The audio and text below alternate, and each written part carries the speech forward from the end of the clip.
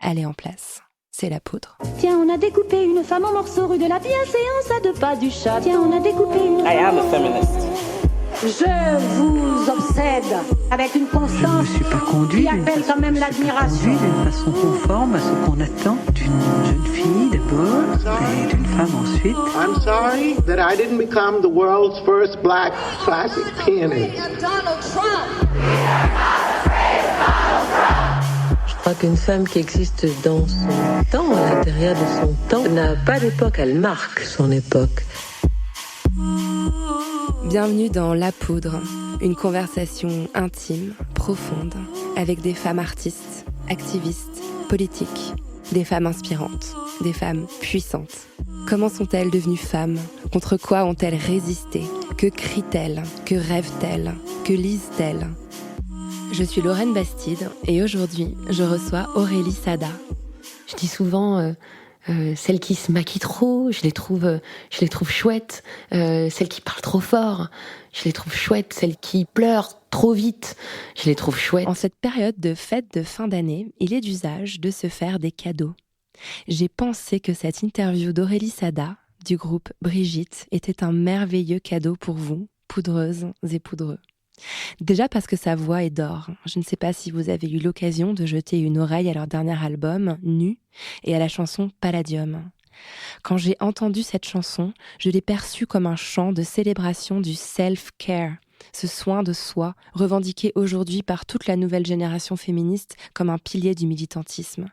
Prendre le temps de s'aimer soi, se pardonner ses erreurs passées, regarder avec indulgence ses défauts et ses excès, savoir raconter même ses moments les plus difficiles, les plus honteux, parce qu'on s'en est relevé, fier et déterminé.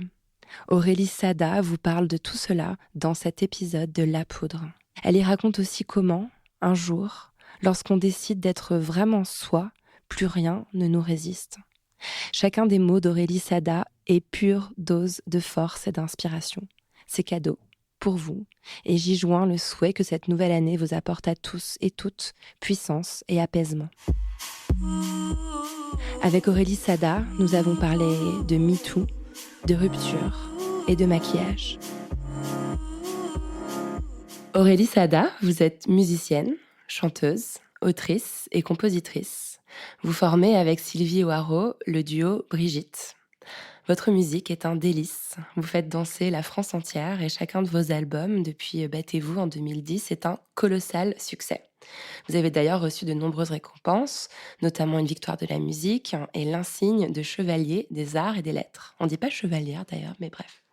Grande classe en tout cas. Je vous suis depuis longtemps Aurélie. Je suis très fan de Brigitte. Et figurez-vous que moi, ce que j'aime dans votre musique, c'est votre questionnement de genre. On pourrait croire que vous êtes les 2 pieds dans les schémas normés avec vos longs cheveux, votre rouge à lèvres, vos voix langoureuses. Et pourtant, vous leur secouez pas mal le cocotier aux stéréotypes, depuis le début. Quand vous chantez Ma Benz de NTM avec ses paroles très misogynes, moi, ça m'interpelle. Votre dernier album s'appelle Nu, U-E-S. Dans vos clips et vos performances, vous réunissez autour de vous une horde de femmes, toutes différentes. J'ai lu quelque part que votre album était un baume pour femmes cassées. Je l'entends comme une sorte de bande-son pour le moment très spécial que sont en train de vivre les femmes. Cette parole qui se libère sur le viol, sur l'agression sexuelle et le harcèlement avec le mouvement MeToo. Est-ce que ça vous fait ça, à vous aussi ? Est-ce que ça me fait ça ? En tout cas, ce sont la parole libérée, être libre de dire, ouvrir sa gueule, quitte à se mettre en danger, c'est quelque chose qu'on a décidé de faire. C'est quelque chose qui est important pour moi. Ça ne me fait pas peur d'être fragile ou de me mettre en danger. Donc, oui, on chante les femmes depuis toujours parce que nous sommes entourés de beaucoup de femmes incroyables. Moi, je suis d'une famille où j'ai été élevée par une mère donc qui m'a élevée seule, donc ma sœur et moi. Ma grand-mère, donc la mère de ma mère, a été veuve très tôt et c'est elle qui s'est occupée de ses enfants, qui était maîtresse d'école. Mon arrière-grand-mère aussi. On s'est toujours soutenues les unes les autres. Et cette On chanson, s'est- elle parle de ça. Elle parle vraiment de femmes qui se consolent, qui se soutiennent, qui viennent s'apporter du support. Et je trouvais ça incroyable qu'elles sortent au même moment, en fait. Parce que MeToo, c'est ça aussi, hein, le fait de dire tout ensemble, moi aussi, c'est aussi se donner de la force et se permettre au message de mieux passer. D'ailleurs, vous avez aussi employé le hashtag MeToo, vous avez voulu participer au mouvement. Oui, j'ai participé. Je me suis posé la question à un moment donné, donc quand les voix se sont libérées, que les femmes ont commencé à parler sur les réseaux sociaux. Je me souviens, je discutais avec une journaliste qui nous interviewait et qui nous a dit « Alors, les filles et vous, est-ce que vous avez balancé vos porcs ?» Alors, balancer vos porcs, moi, j'ai pas pris ça comme balancer des noms, mais j'ai plutôt pris ça comme balancer des actes monstrueux. Donc, la violence, elle n'est pas de balancer les porcs ou de hashtaguer MeToo. La violence, c'est celle que subissent les femmes depuis trop longtemps. Cette violence-là est bien plus violente qu'un hashtag, je crois. Donc je me suis posé la question et je me suis dit, le nombre compte. Nous devons être nombreuses. Si on peut le faire, si on est capable de le faire, de prendre la parole et de dire aussi, nous, alors il faut le faire. Parce que plus nous serons nombreuses et plus on peut espérer que les choses changent. Que chacune, à notre niveau, on fasse réfléchir l'homme qui aura lu la phrase qu'on a écrite. Voilà. Donc... j'ai eu envie de le faire et je suis très contente parce que ça m'a permis aussi de préciser pourquoi c'était très important pour moi et qu'est-ce que je considérais qu'on peut faire et qu'on pouvait faire aujourd'hui. Alors, on va revenir un peu en arrière pour essayer de comprendre comment vous êtes devenue la femme que vous êtes aujourd'hui. Vous avez grandi à Paris. J'ai pas trouvé l'arrondissement. Dans le 10e. Dans le 10e. C'était comment, cette enfance dans le 10e à Paris ? C'était super. Ouais, j'ai eu une super enfance. On habitait dans le même immeuble que ma grand-mère. Elle était au 3e. On était au 6e. Donc j'ai passé mon enfance entre chez mes parents, chez ma grand-mère, avec ma petite sœur, avec qui je m'entends très très bien. Ça a été assez joyeux. Je suis d'une famille orientale, juive orientale. Enfin, et donc ça parle fort, ça mange beaucoup, on discute beaucoup aussi. La parole est très libre dans ma famille, donc voilà, c'était assez chouette. Et puis j'ai été élevée par des femmes surtout. Vous avez des attaches, vous l'évoquiez à l'instant, avec la Tunisie, je crois. Il y a une partie de votre famille qui vient de là-bas. Oh, c'est pas une partie, c'est tout le monde. C'est marrant parce que j'ai fait mon test ADN. J'ai vécu aux États-Unis et là-bas, alors c'est la grande mode. Tout le monde va faire les tests ADN. Vous savez, on crache dans un tube à essai, on vous dit d'où vous venez, quelles sont vos origines. Incroyable ça. C'est rigolo. Alors j'ai découvert que j'étais à 56% moyenne orientale, à 36% Afrique du Nord, à 1% Afrique de l'Est. Ah ouais. Ouais. Et un pourcentage comme ça un peu indéfinissable de sud de l'Europe. Donc oui, on va dire que ça se passe plutôt la Méditerranée, la Méditerranée est bien dans la place. Voilà. C'était quel genre de femme, votre mère ? Ma maman, elle est psychanalyste. Elle est très douce. Elle est très forte. Elle est très généreuse. C'est une extraordinaire maman qui n'a jamais jugé, qui ne s'est jamais moquée, qui nous a toujours élevés avec beaucoup d'amour et de soutien, tout le temps. Je me suis toujours sentie en confiance avec elle. J'ai toujours su que je pouvais compter sur elle. Aujourd'hui, c'est une super grand-mère. C'est toujours une incroyable psychanalyste qui anime des formations, qui travaille en soins palliatifs, qui anime des conférences sur le deuil, qui est quelqu'un d'incroyable et d'une joie Enfin, si vous la rencontrez, vous le ressentirez aussi. C'est une femme merveilleuse. Vous avez une admiration infinie pour elle. D'ailleurs, vous lui Infinie. dédiez souvent votre travail. Vous dites souvent qu'elle vous inspire, qu'elle est aussi la femme dans votre enfance qu'a représentée et quelque chose qui vous nourrit encore beaucoup aujourd'hui. Oui, parce qu'elle est un vrai modèle, et puis parce que je sais que sans elle, je n'aurais pas pu avoir la liberté de ce que je fais, de faire ce que je fais aujourd'hui. C'est elle qui m'a permis à un moment donné de pouvoir faire de la musique, de pouvoir partir en tournée avec mon groupe. Elle m'a dit vas-y, je te soutiens. J'étais seule avec mes 2 filles. Elle m'a dit moi je m'occupe des filles, je suis là, Aurélie. Pars en tournée. Vas-y. C'est tellement précieux. Ouais, il n'y a pas beaucoup de gens qui vous offrent ça dans la vie. Donc, Mm. oui, je lui en suis éternellement reconnaissante. Vous l'avez un petit peu évoqué tout à l'heure, vous avez grandi dans une famille où il n'y avait quasiment pas de figure masculine. Est-ce que ça fait qu'on vous parlait d'une façon particulière? Alors, j'ai appris il n'y a pas très longtemps que ma mère, quand elle est née, donc juste avant elle, il y avait eu un garçon qui est mort très tôt, tout petit. Et je pense que ma grand-mère, quand ma mère est née, a voulu célébrer cette naissance, cet enfant vivant, de la manière la plus dingue qu'il soit. Et à cette époque-là, on célébrait pas les filles comme ça, c'était les garçons qu'on célébrait. On organisait des grandes fêtes avec une immense robe de baptême, incroyable, une fête de dentelle, un truc complètement dingue. Et donc ma mère a été célébrée, quand elle est née, comme on célébrait les garçons à cette époque-là dans les années 50. Donc, je pense que ça a créé quelque chose dans notre famille, un petit déclencheur qui fait que il y a toujours eu quelque chose de... il y a toujours eu de l'égalité entre les hommes et les femmes, ça n'a jamais été une question. D'ailleurs, la cuisine, les femmes adorent cuisiner, les hommes adorent cuisiner dans ma famille. Il n'y a pas... les médecins, c'est les femmes et les hommes, c'est pas... voilà. C'est assez chouette d'avoir été élevé de cette manière-là, sachant que on venait tous d'un pays. Enfin, c'était pas la France, c'était pas l'Europe, c'était la Tunisie. C'était pas des pieds noirs, c'était pas des Français qui avaient immigré là-bas, c'était des gens de là-bas. Donc c'était assez incroyable. Mm.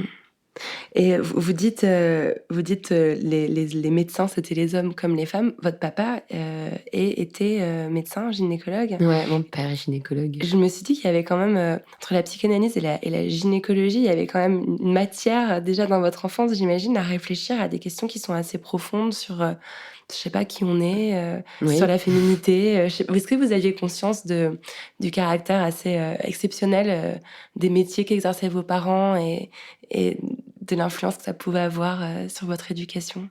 Je sais pas si je m'en rendais compte, ouais. Parfois, je disais ça quand j'étais ado. Mes parents, c'est par là mon cul, ma tête est malade. Ah, c'est pas mal. C'était un peu comme grandir dans un film de Woody Allen, un peu. Ouais. Je sais pas si je réalisais la chance que j'avais petite. Je m'en rendais pas compte. Je sais juste que j'ai toujours pu dire ce que je pensais. On a toujours pu réfléchir ensemble. Voilà, ça c'était assez chouette. Mm.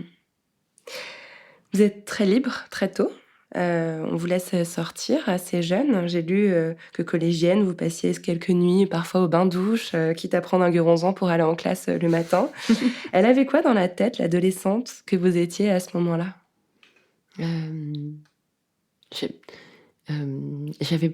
J'avais pas vraiment confiance en moi. Je pense que je me trouvais pas très jolie. Je trouvais toutes les autres filles tellement plus éveillées, tellement plus douées, tellement plus... elles avaient de la gouaille, je les trouvais belles. En fait, je crois que j'étais un peu en observatrice. Ces nuits-là, d'ailleurs, je sortais très tard, ce qui était assez incroyable pour une adolescente. Mes parents me laissaient sortir, ce qui était assez fou. Et en même temps, j'ai jamais été excessive. Ils avaient complètement confiance en moi et ils pouvaient. C'est-à-dire que je ne buvais pas une goutte d'alcool. J'étais vraiment une petite observatrice, quoi. C'était quoi ce besoin d'aller voir ce qui se passait la nuit? Je crois que j'aime les histoires. que j'aime les, les gens, que j'aime les voir évoluer, que j'aime imaginer ce qui se passe derrière les portes, devant les... Enfin, partout. Enfin, j'aime... Voilà. Et c'est marrant parce que je crois que c'est... aujourd'hui, évidemment, c'est de tout ça dont je me nourris pour écrire, parce que finalement, je fais un métier assez... voilà, je suis en tournée, je monte sur scène, et en même temps, j'ai l'impression d'être toujours finalement aussi sage. Voilà, d'évoluer dans un milieu un peu fou et d'être toujours aussi sage. La musique est présente dans votre vie dès votre enfance. Vous avez aussi fait un détour par la comédie, je crois. Vous avez pris des classes au cours Florent, vous avez participé à des comédies musicales. En tout cas, ce qui est sûr, c'est que très tôt, il y a en vous l'envie de la performance. Est-ce que c'est une envie de quoi? D'être regardé, d'être sur scène? Qu'est-ce qui vous animait? Alors, j'ai fait quelques années sur le divan, donc je sais exactement pourquoi j'en suis arrivée là et quel a été le déclencheur. Est-ce qu'on peut se le raconter comme ça? Peut-être que oui. Je vais vous le raconter parce que c'est intéressant. Puis alors, c'est marrant parce que la psychanalyste avec qui j'ai fait mon travail en a fait un cas dans un de ses Ah ouais? livres. Oui. Et c'est en lien avec ce fameux hashtag MeToo. Donc, quand j'étais petite, j'ai subi du harcèlement sexuel par un autre petit garçon dans la cour de récréation. Et ce petit garçon, donc si je ne portais pas de robe, me cassait la gueule. Voilà. Et donc il me cachait dans un petit coin. Il demandait aux autres petits garçons de cacher la scène. Ils devaient lever les bras. Ils m'entouraient tous, donc on ne pouvait plus me voir. Et ce petit garçon, mettait ses doigts dans ma vulve. J'ai été malade souvent parce qu'il avait les doigts dégueulasses, évidemment. Et il leur demandait d'ouvrir ou de fermer les yeux. Voilà, c'est lui qui décidait, puis il les terrorisait, enfin bref. Et ça a été un grand secret pour moi. Ça a été quelque chose dont, même si la parole était libre, je n'ai jamais été capable d'en parler à mes parents, aux adultes. Parce qu'on voit bien quand on est petit que les adultes n'imaginent pas ce genre de situation-là. Pour eux, les enfants, ils sont mignons. Puis finalement, le harcèlement, c'est plutôt quelque chose qui commence un peu plus tard, à l'école primaire ou au collège, vraiment, où là, il se passe des choses. Mais moi, je pense que tout se joue au jardin d'enfants, déjà, avec la notion de respect et la conscience de leur force physique et de l'intimidation que peuvent faire subir les petits garçons sur les petites filles. Ça commence très, très tôt. Et donc, j'ai fait mon analyse. Et en fait, j'ai fait tout un travail là-dessus. Qu'est-ce qui faisait que je voulais monter sur scène? Qu'est-ce qui faisait que on me regardait ou pas? Jusqu'à ce que je reprenne les choses en main. C'est-à-dire que j'ai été comédienne. J'ai essayé plein de trucs avant, sous le regard des autres, qui ne m'appartenaient pas totalement. Et puis, au bout de mon analyse, j'ai réussi à décider moi-même que j'irais me mettre sur scène. J'ai commencé à écrire mes propres chansons, à raconter mon histoire. Je n'étais plus sur scène parce que je subissais le désir d'un metteur en scène ou de quelqu'un d'autre. Je montais sur scène pour raconter quelque chose qui m'appartenait. Je me suis réapproprié le fait d'être vue, ou pas. Sans que personne dise aux autres d'ouvrir ou de fermer les yeux. Exactement. Aurélie, vous diriez que vous êtes devenue femme ou que vous l'étiez de naissance? Alors, je vais vous raconter un truc marrant. Quand j'étais enceinte, l'échographie ou le gynécologue vous annonce si c'est une fille ou un garçon. Donc je m'en souviens très bien. Je suis comme ça. Donc il me fait l'échographie. Il me dit: alors Aurélie, est-ce que tu veux savoir si c'est une fille ou un garçon? Et je dis oui, je veux savoir. Et il me dit: c'est une fille. Et immédiatement j'ai pleuré et d'émotion. Et je n'ai pas entendu c'est une fille. J'ai entendu c'est une femme. Waouh. J'ai entendu c'est une femme. Il y a une nouvelle femme qui entre dans ma vie. Il faut que je sois à la hauteur pour elle, il faut qu'elle se sente bien, il faut que cette femme soit heureuse. En tout cas, il faut que je fasse tout ce que je peux pour faire en sorte que cette femme grandisse bien, soit heureuse, ne manque de rien ou manque d'assez de choses pour pouvoir se construire aussi. Enfin, voilà. Donc j'ai l'impression, alors je sais qu'on dit on ne naît pas femme, on le devient. Alors ça a été, c'est comme ça. Moi j'ai l'impression que je suis née femme. Vous le racontez souvent, vous l'avez raconté déjà un petit peu, vous avez connu pas mal de galères avant de rencontrer le succès, vous avez eu des groupes, vous avez chanté sous le nom de Mayanne Delem pendant plusieurs années, vous avez fait partie d'une troupe d'humoristes également, des expériences que vous appelez aujourd'hui vos casseroles, je ne me permettrai pas de les désigner ainsi, mais c'est vous qui l'employez. Mignonne casserole, comme dans un mariage, vous savez, c'est qu'ils font du bruit qu'on aime bien quand même. Est-ce que vous diriez que ces échecs, si on peut les appeler ainsi, vous ont aidé à devenir celle que vous êtes aujourd'hui ? Oui, bien sûr. Alors, il y a des gens qui arrivent à trouver leur voie immédiatement, qui à 17 ans savent très bien ce qu'ils veulent faire, comment est-ce qu'ils veulent le faire, qui ont le bon goût, l'attitude. Il y en a. Moi, j'en vois. Je suis extrêmement admirative de ces adolescents-là, de ces jeunes adultes. Moi, c'était pas ça. Moi, j'ai un peu touché à tout. Je me suis trompée.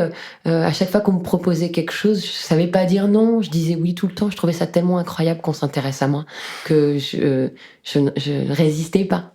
Et en même temps, je suis très contente parce que tout ça a été une sacrée nourriture qui me permet aujourd'hui de n'avoir aucun snobisme.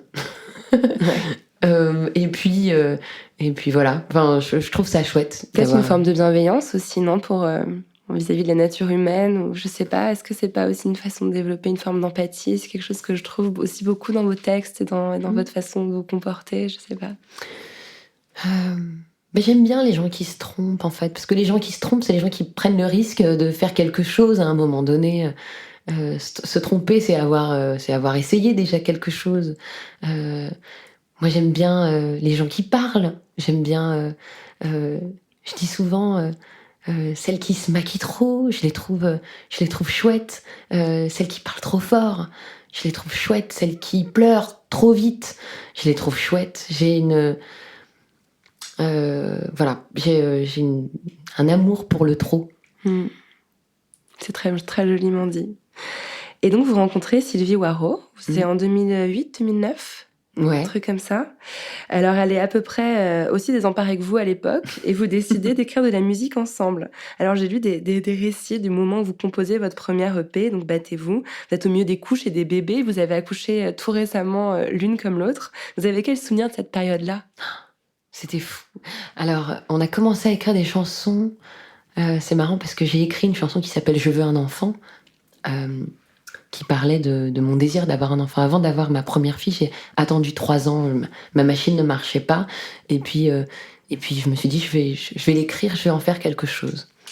Parce que, voilà, je pouvais pas faire autrement. Ou je crie ou j'écris, de toute façon, toujours. Et donc je fais ça, donc on a assisté à ce moment-là, puis je suis tombée enceinte, on continue à écrire des chansons, ça a été bien. J'ai accouché, on avait les bébés, je pense que sur les voix de Battez-vous, il y a ma fille Shalom qui gazouille, puis ensuite on a commencé à partir en tournée, j'étais enceinte de la 2e, enfin c'était assez rigolo, on était tout le temps comme ça entourés de nos enfants, et on s'est toujours dit que c'était... Enfin on s'est jamais dit que ça allait nous empêcher en fait.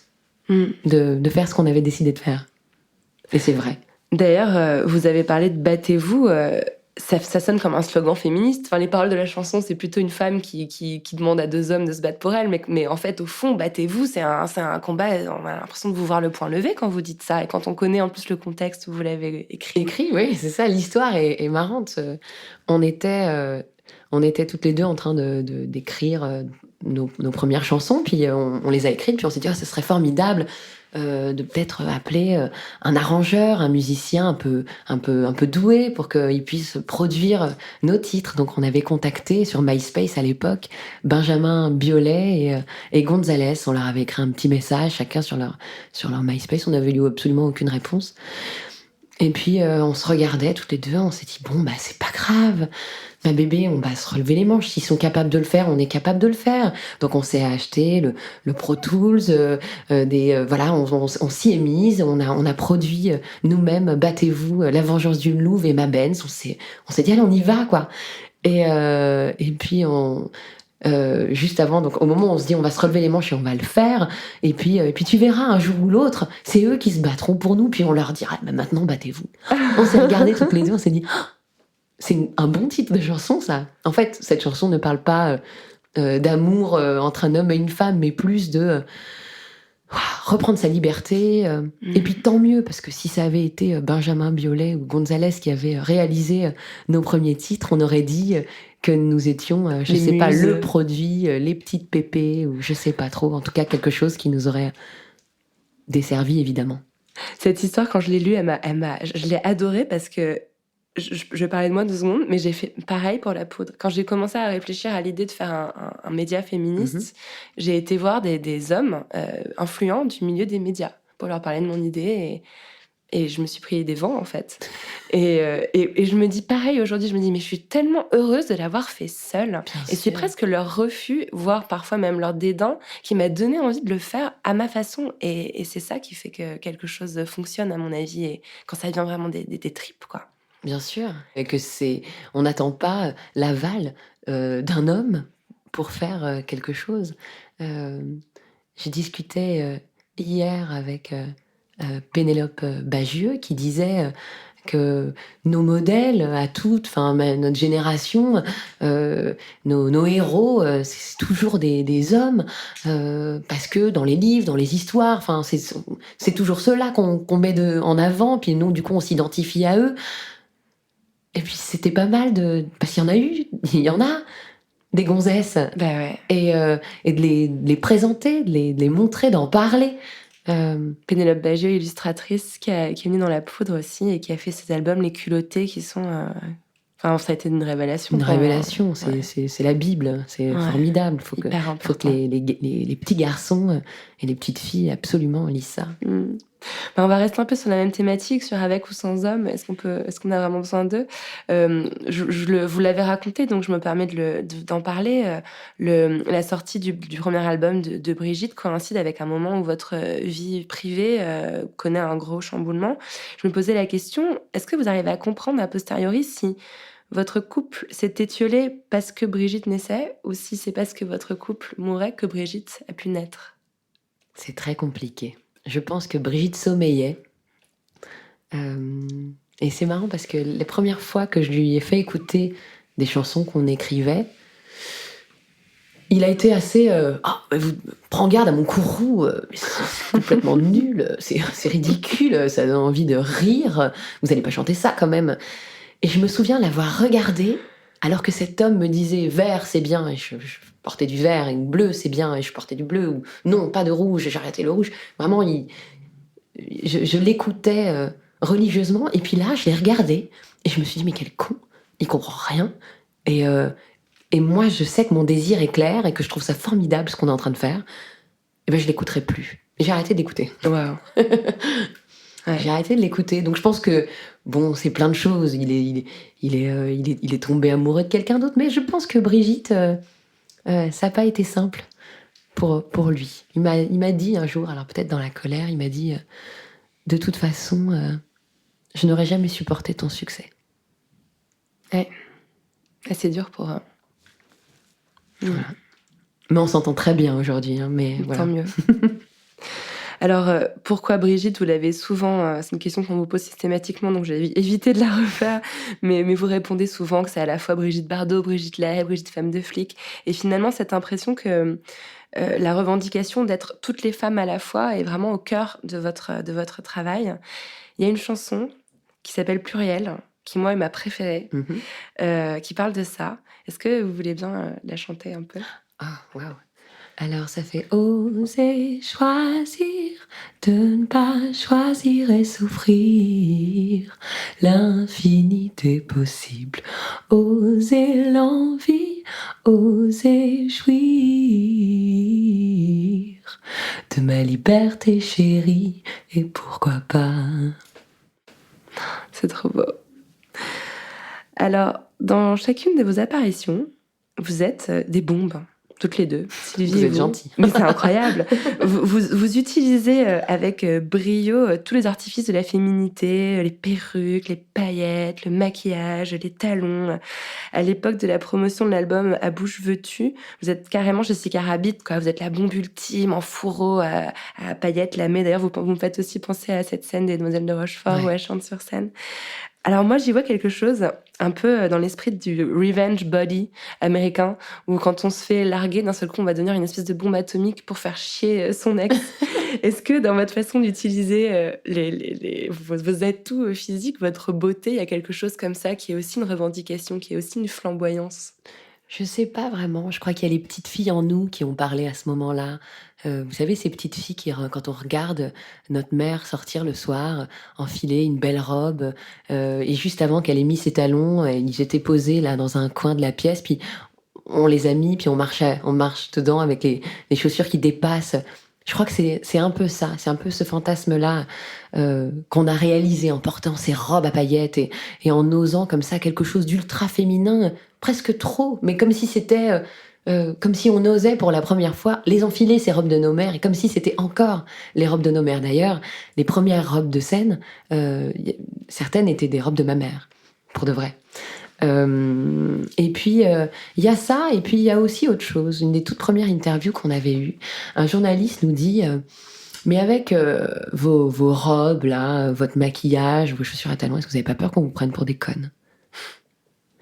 Et moi, ça m'a révoltée. Je me suis dit est-ce que pour être une femme libre aujourd'hui, il faut ressembler à un homme? Est-ce que quand on porte des chaussures à talons, du maquillage, est-ce que vraiment les hommes pensent qu'on fait ça pour eux? Est-ce qu'on doit tout arrêter et leur ressembler? Alors je trouve ça à la fois formidable qu'il y ait plusieurs voix dans le féminin. Et je trouve ça important qu'il y ait à la fois les garçonnes et les fatales, je sais pas, enfin peu importe en fait, qu'elles soient toutes là, qu'on soit toutes différentes, mais ensemble, qu'on puisse être différentes. Mais en tout cas, même si je comprends très bien l'idée de Madeleine Pelletier à l'époque qui disait virilisons-nous pour pouvoir accéder aux mêmes choses. Aujourd'hui, je me dis j'ai pas envie de leur ressembler, moi.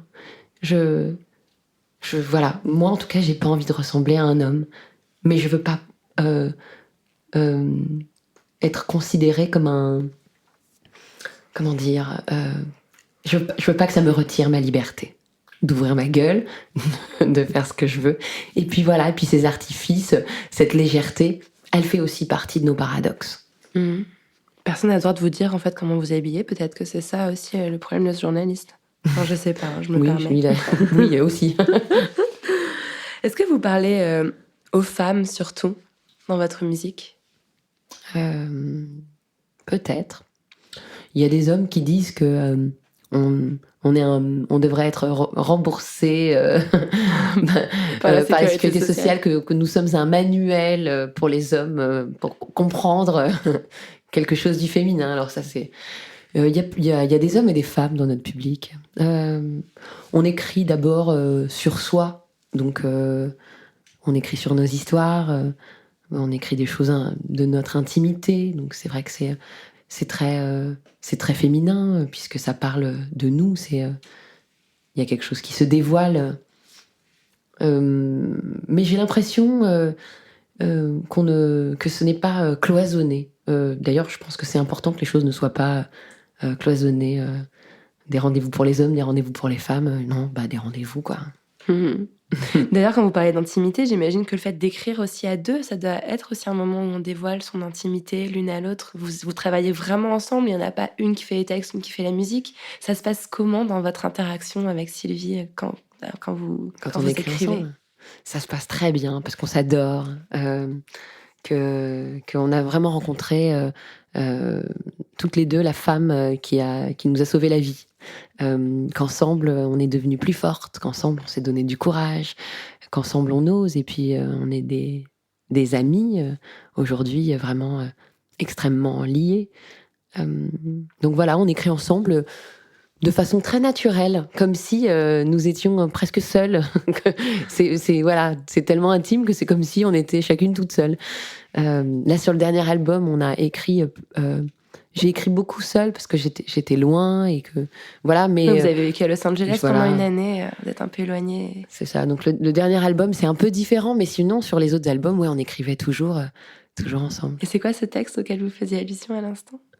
Là, ouais, non, vous disiez un texte que vous avez écrit seul. Oh non, il y en a beaucoup sur le dernier album. Il y a beaucoup de chansons que j'ai écrit seule parce que j'étais loin.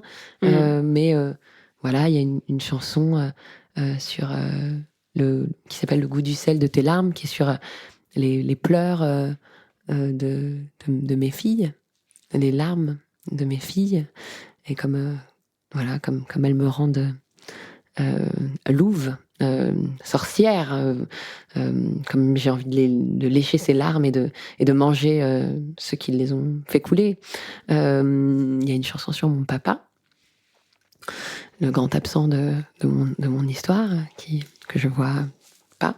Donc il y a des choses comme ça, très intimes. J'ai écrit une chanson d'amour pour l'homme qui m'a quittée. Ça, c'est assez inavouable aussi. Voilà, des choses très intimes. Et ce qui est formidable dans notre groupe, c'est que Sylvie a compris que j'étais dans une espèce d'urgence d'intimité et d'avoir besoin de raconter comme ça des choses, la morsure, enfin, il y avait des choses très... je pouvais plus les taire. Et plutôt que de me dire, écoute, va faire un album solo avec les chansons que tu as écrites toute seule, et moi, plutôt que de me dire, je vais faire parce que j'ai jamais eu envie de ça, j'ai fait un projet seul avant. Je trouve que c'est chiant. Je trouve ça vraiment ennuyeux d'être toute seule. J'aime tellement ce qu'on partage.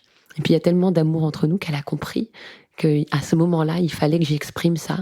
Et elle m'a laissé faire avec beaucoup d'amitié et d'amour. Ça se sent qu'il y a vraiment quelque chose entre vous. Le mot sororité, il saute aux yeux quand on vous voit côte à côte. Ouais, oui, parce qu'on est différentes, on vient pas des mêmes milieux, et en même temps, il y a quelque chose de tellement commun dans nos émotions, notre sensibilité, notre rigueur, à toutes les deux.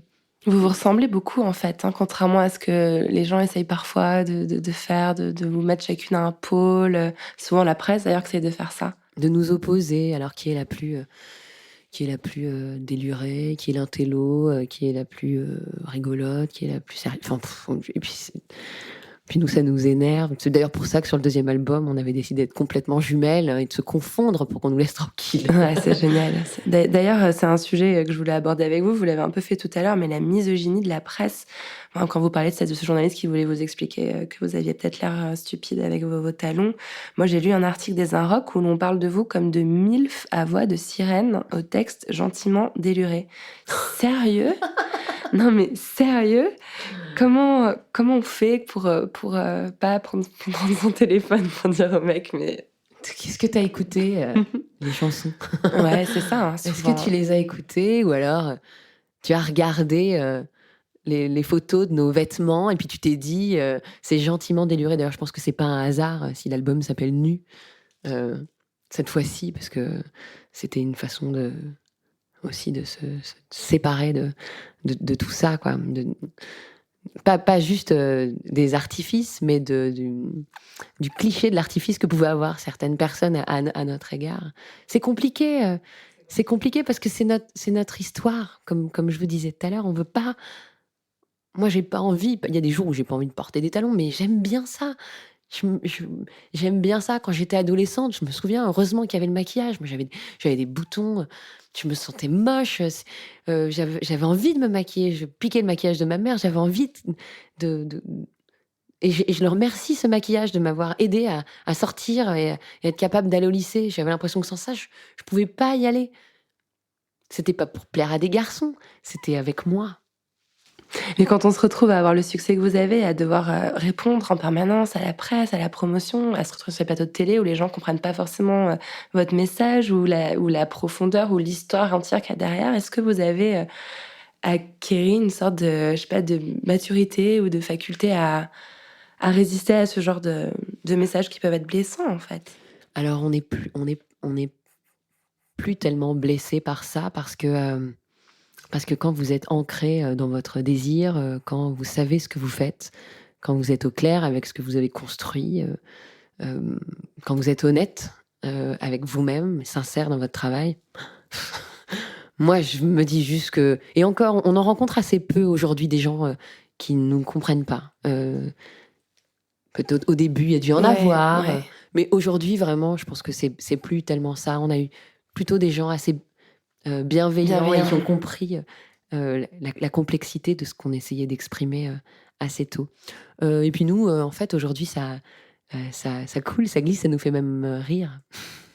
Bah, après, vous avez aussi, voilà, le succès, ça permet aussi d'un peu de fermer. Enfin, Oui, je sais même pas si c'est... Vous savez, je sais même pas si c'est vraiment le succès. Je crois que c'est quelque chose de quand on est connecté, quand le désir est ancré, quand on sait ce qu'on fait, qu'on est content. Je repense à cet homme qui me disait mais tu vas pas chanter, prends garde à ton courroux. Bah, mon courroux, c'est ridicule. bah Et si, que en je les regarde en fait. disant bah si, en fait, non, c'est pas ridicule, c'est super. Tu dis n'importe quoi. Bon, tant pis. Voilà. C'est une question d'être aligné avec ses valeurs, avec... Ouais. Ouais, je comprends très bien ça. Alors, parmi les muses de votre album, vous citez beaucoup dans les interviews les femmes qui vous ont inspiré. Vous en citez une dont on ne parle pas assez souvent, c'est Lilith, Oui. la femme déchue. Pourquoi elle? Alors elle, je reviens toujours à ma mère. Donc ma mère qui m'appelle Aurélie et qui me surnomme Lily. Donc je pense que il y avait un livre quand j'étais petite, comme ça, sur la table du salon, sur Lilith. Et donc j'ai posé plein de questions. Puis j'ai entendu souvent ma mère parler d'elle quand j'étais petite, de Lilith. Et Lilith, donc cette femme qui a été faite à l'égal d'Adam. Enfin, c'était pas d'un morceau de la côte d'Adam, mais qui était... elle a été bien avant Ève, il y a eu Lilith. Et Lilith, elle comprenait pas, on raconte ça, il y a plein d'autres histoires, mais elle comprenait pas pourquoi est-ce que pendant l'acte sexuel, il fallait qu'elle soit sous Adam et pas sur Adam. Si elle avait envie d'être sur Adam, pourquoi est-ce qu'il fallait qu'elle soit sous Adam et pourquoi lui... pourquoi? Quel était cet ordre? Qui avait décidé? C'était quoi? Et ça a beaucoup énervé Adam. Et donc, ils ont décidé de la jeter avec le bon Dieu, de la jeter du jardin d'Éden, la faire errer autour. Alors, même dans les textes, on dit que dans l'Ancien Testament, elle a été effacée. Elle a été effacée, son nom a été effacé. Mais il réapparaît comme si elle tapait à des fenêtres et elle ressortait quand même à des endroits. Elle réapparaît dans les textes anciens. C'est la première femme qui s'est battue pour l'égalité entre les sexes. Elle est importante. On dit que dans toutes les femmes sommeille une Lilith. Elle est importante, cette Lilith. Elle est importante, celle-là. Elles sont importantes. Celles qu'on a traitées de sorcières aussi, parce qu'on voulait s'en débarrasser, qu'on a brûlé ou martyrisé, parce qu'on avait juste envie de s'en débarrasser, parce qu'elles avaient quelque chose de... Elles savaient. Un savoir. Ouais. Elles avaient le savoir. Mhm. Donc, il y a quelques sorcières un petit peu dans cette... Il y a le spectre de Marie Laveau. Je suis allée faire un petit tour à la Nouvelle-Orléans Ouais. pour... voilà, parce que ça m'intéressait. J'habitais aux États-Unis, je me suis dit, allez, j'ai emmené ma mère et mes filles. Vous pouvez expliquer un peu ce personnage que tout le monde ne connaît pas forcément? Marie Laveau, c'est une grande prêtresse vaudou, noire, créole, libre, à une époque où il n'y avait pas beaucoup de noirs libres et femmes. Mais par son savoir, justement, et parce que c'était une prêtresse vaudou, une sorcière, elle est devenue une figure très importante de la Nouvelle-Orléans. C'est la tombe, la troisième tombe la plus visitée aux États-Unis, C'est incroyable. après Marilyn et Elvis Presley. Waouh, Ouais. ça c'est fou. Parce que les gens continuent à lui faire des offrandes et Elle lui à demandait prier. de Ouais. jeter des sorts. Mm. C'est merveilleux, j'adore cette histoire. Et parmi les femmes qui vous inspirent, il y a aussi Simone Veil. Vous avez posté une photo d'elle sur les réseaux sociaux avec un texte où je vous sentais très émue. Je voulais savoir quelle partie de son engagement vous touche le plus. Alors, comment est-ce qu'on peut ne pas être sensible à l'engagement de Simone Veil? On va dire que elle s'est vraiment battue pour nous, pour les femmes, pas juste pour les mères. C'est important de reconnaître les femmes. Dans les femmes que qu'on cite comme ça, importantes pour nous. Il y a Médée aussi. Enfin, je pense à elle parce que on a toutes aussi une Médée en nous. Je me souviens une petite histoire quand mon mari, à l'époque, m'a quittée. Les gens disaient: «Ah, c'est terrible pour tes enfants, c'est terrible, parce que toi, à la limite, bon, on se sépare, mais tes enfants, c'est quand même dur pour elles sont petites». Et je me disais: «Mais non, mais moi et ma voix à moi et mon cri à moi, alors, il n'a pas d'écho. La douleur d'une femme, on l'entend pas à partir du moment où c'est une mère, elle doit se taire». Et j'ai beaucoup pensé à ce personnage de Médée que je trouve terrible et formidable. Et je trouve que Simone Veil, en se battant pour l'IVG, elle s'est battue aussi, elle s'est battue pour les femmes, pas juste pour les mères. C'est vrai. Vous avez confiance pour l'avenir de vos petites filles? Vous pensez qu'elles vont grandir dans un monde où elles auront leur place en tant que femmes? J'espère, en tout cas, on plante des arbres fruitiers pour les générations futures. On se bat comme d'autres se sont battus pour nous avant. Nous, on continue. Et puis, voilà, en espérant qu'on continue à planter ce genre d'arbres chaque fois un peu plus beau pour les générations d'après. J'espère qu'on sera de plus en plus libre. J'ai l'impression qu'il se passe une véritable révolution en ce moment. Vous les armez? Vous leur parlez de ces questions-là? Mes filles? Ah oui. Ah oui. Comment? Vous avez des livres, des choses, des conseils, à transmettre ouais. Et puis même, on en parle souvent. Je pense que féminisme, c'est un des premiers mots que je leur ai dit. Je trouve que c'était important qu'elles comprennent. Et d'ailleurs, Shalom, toute petite, elle m'a dit, un jour, elle me dit: «Maman», mais elle était vraiment très très petite, elle avait peut-être 4-5 ans.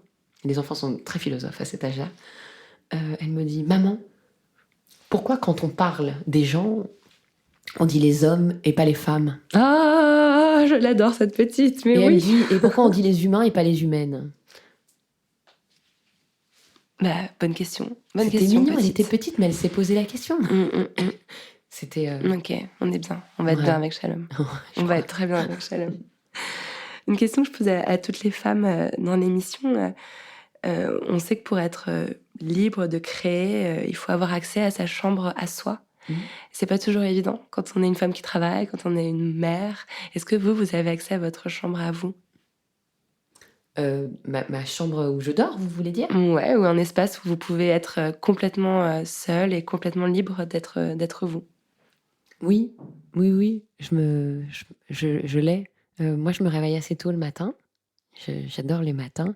Donc, quand j'ai pas mes enfants, donc je me mets au piano et je travaille beaucoup au piano. Et puis, quand j'ai mes filles, dès que je les ai posées à l'école, ensuite, je m'y mets. J'aime bien ce silence-là du matin.